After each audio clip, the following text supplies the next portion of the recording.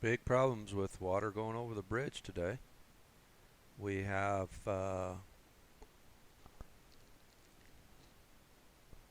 suffered a lot of damage. This is the upriver side.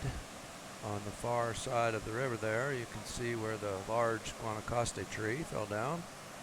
And it fell into the river and is currently blocking the water that should be going under the river, or under the bridge, excuse me. The waterfall you see there is the water that's flowing over the top of the bridge deck. And all the hand railings, of course, are gone.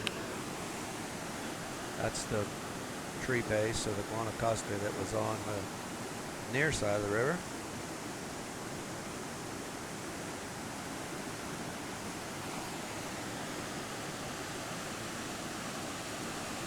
There's evidence where sometime during the night the water level was approximately 3 to 4 feet higher than it is right now.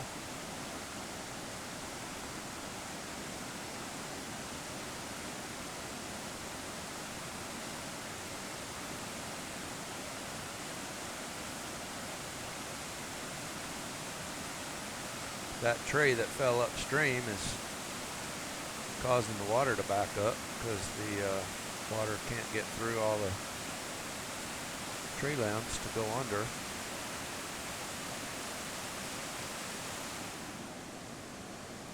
The road was breached and the retaining wall on the far side of the river was damaged.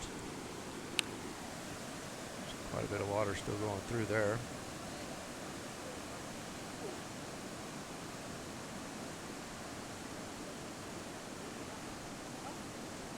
The evidence says that the water level was up above 4 feet higher than you currently see, because that field on the other side had water running through it.